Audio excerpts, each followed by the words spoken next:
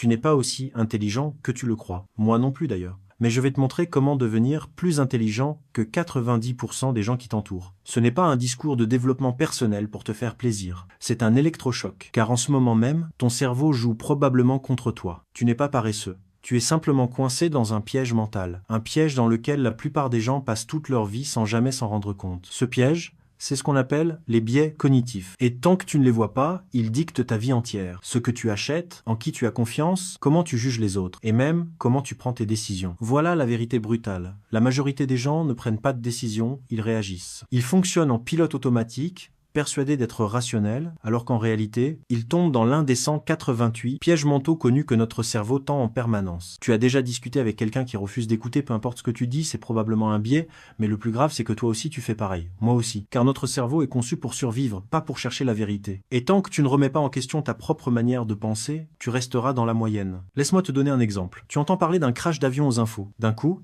tu as l'impression que prendre l'avion est dangereux. C'est ce qu'on appelle le biais de disponibilité. Ton cerveau pense qu'un événement est fréquent juste parce qu'il est marquant. Pourtant, statistiquement, tu as bien plus de chances de mourir en glissant sous la douche.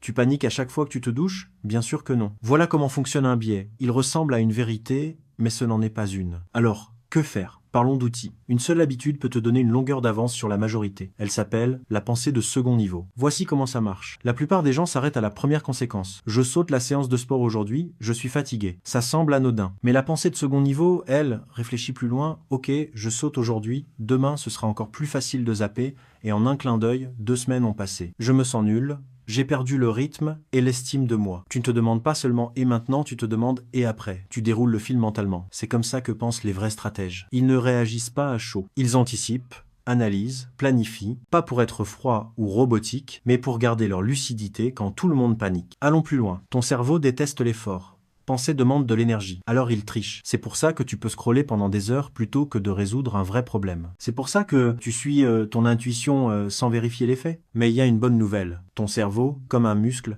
se renforce à l'entraînement. Commence petit. Avant de prendre une décision, fais une pause. Demande-toi, et si j'avais tort? Quelle est l'opinion inverse de la mienne? Essaye de défendre cette position. C'est inconfortable, non? C'est le but. Tu apprends à penser au lieu de juste ressentir. Voici la réalité. La majorité des gens vivent enfermés dans leur bulle mentale. Ils consomment, ils réagissent, mais ils ne se posent presque jamais cette question cruciale. Et si je me trompais, cette émotion m'aide-t-elle ou me piège-t-elle? Est-ce que je pense vraiment ou est-ce que je récite un vieux script? Si tu arrives à faire une seule chose, t'entraîner à faire une pause et réfléchir plus profondément, alors tu commenceras à voir ce que les autres ne voient pas. Ce n'est pas de la magie, ce n'est même pas du talent, c'est de la discipline mentale. Et cette discipline est rare. Ceux qui la possèdent finissent presque toujours par surpasser les autres en intelligence, en stratégie, en résultat. Alors maintenant, pose-toi une dernière question. Tu vas enchaîner une autre vidéo où tu vas utiliser ce que tu viens d'apprendre. À toi de jouer.